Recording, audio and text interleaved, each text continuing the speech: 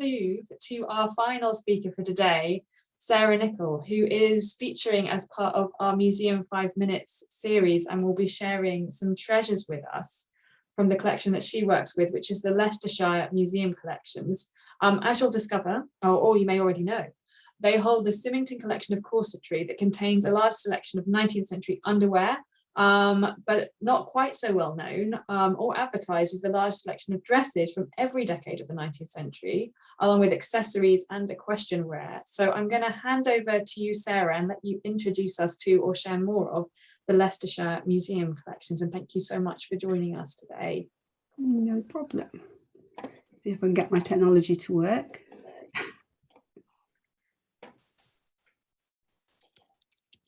It's working.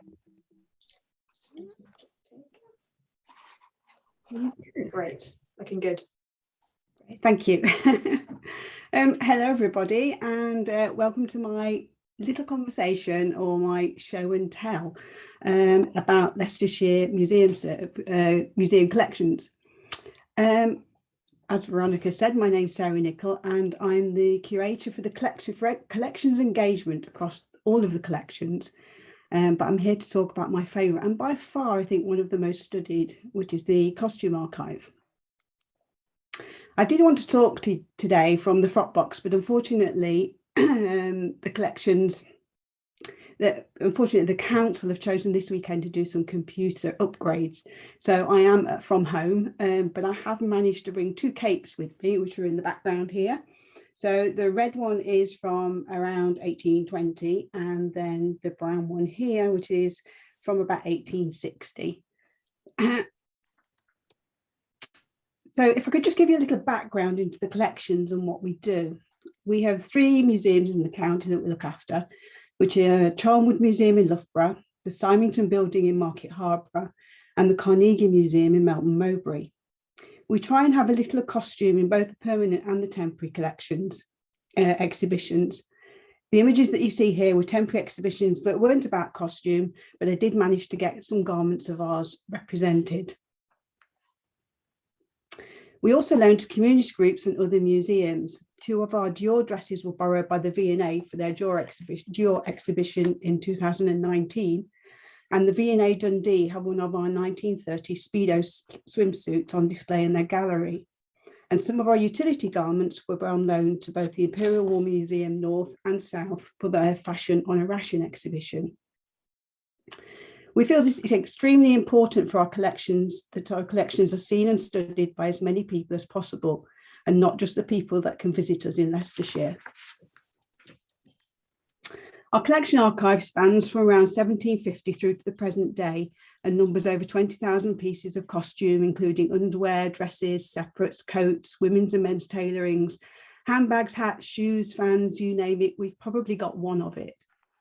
Made up of designer wear to high street to homemade, the archive helps to give a glimpse into the lives of ordinary people.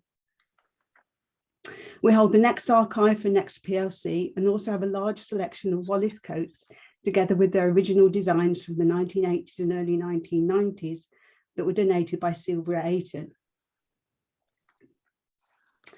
If you've heard of the Leicestershire Museum Collections, then it is more than likely it would be in connection with the archive of R&WH Symington and Co Limited.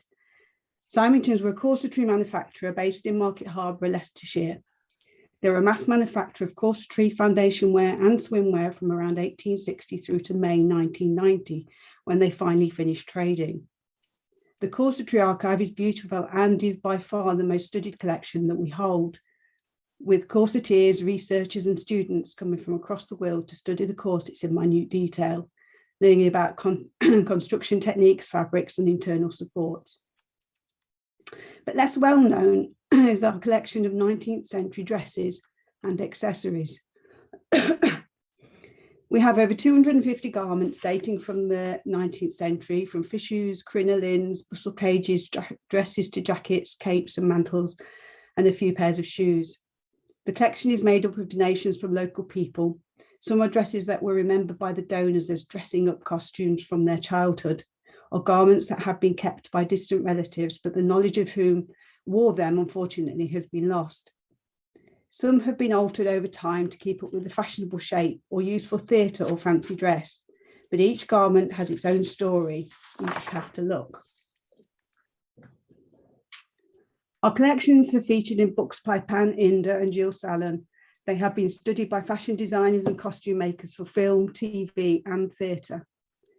We're proud to have a collection that can be handled, photographed and examined in every detail.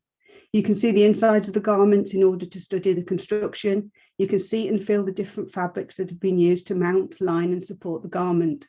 Things that when the item is mounted and behind glass cannot be seen. We started our visitors back in September. However, this has been at a reduced capacity, but we are hoping to reopen to both volunteers and visitors in the new year, fingers crossed and COVID willing. The collections are available to view and study in detail, and yes, you can touch. They are available to draft patterns from or to just come and have a look. They're open to anybody with an interest in design, fashion, or just a love of anything historic. It's easy to make an appointment. You can either call or email me with the details that are on the screen, and we can organise a day. Appointments are normally either a morning or an afternoon, but if you want a longer appointment in order to study items in depth, then that can be arranged. If it's a 1 hour visit or a week-long visit, we can accommodate you. Thank you for listening, and I look forward to hearing from you.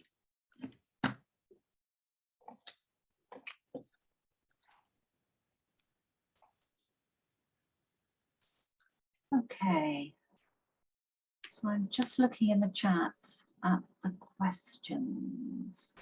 So Veronica's kicked off by putting in a couple of links to Leicester museums and images from the Symington corset collection. And Lou Taylor asks, were these utility, etc. clothes once part of the so very sadly missed Snibston Discovery Park Fashion Gallery, once so beautifully curated by Philip Warren? Yes, they are, Philip. Yes, it still has something to do with it as well. Yes, they are. And everything that was in the Fashion Gallery at Snibston is in the archive that I look after. It did come from the Collections Resources Centre, and when it came off display, it came back. But unfortunately, yeah, we don't have anywhere that we can display costume to a large extent anymore. But yeah, it is available to study, so we just have to work it in a different way. So when were those things transferred into your care?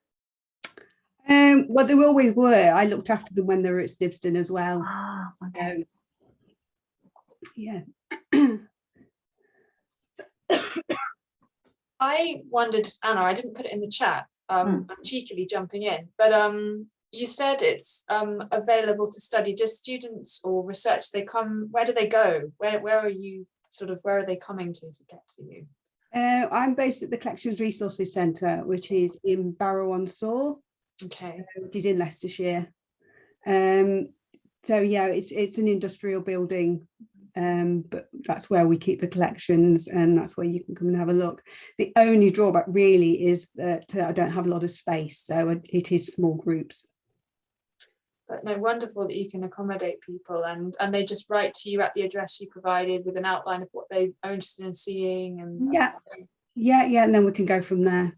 But I will always get things out when they're there as well. So sometimes it's certainly students are not sure what they want to see if they've just started, with their studies and with a project. So yeah, when they're there, I will go and fetch more things out. And it's not a problem. Sounds wonderful. And have any more questions come through, or is it mainly statements? No, it's mainly comments like, oh, wonderful, so glad that we can still study these things. Thank you so much. That was a lovely insight into your collection. Thank you. It's amazing it's still accessible. I've been lucky enough to visit the collection. It's brilliant. Thank you. And Diane just says, can you just repeat the location where you're based? Yeah, it's Barrow-upon-Soar, which is near Loughborough in Leicestershire. Okay. Perfect. Thank you so much, Sarah. I think because we are running slightly over time, I am going to start drawing things to a close, but I feel like, Sarah, you've definitely shown me far more than I realized existed in your collections. Like like so many people, I didn't think it was just the corsets, but that's where I'd encountered your collection before. So to know there's that wider portfolio of objects available, and also that you are so open to hosting such a range of researchers is incredibly useful, because I think certain collections are more suited to the kind of research you talked about, where people are looking for patterns and construction details than others. So the fact that you are so open to that style of research is really useful to know as a lecturer with students who will be lapping that up. So thank you so much for joining us today.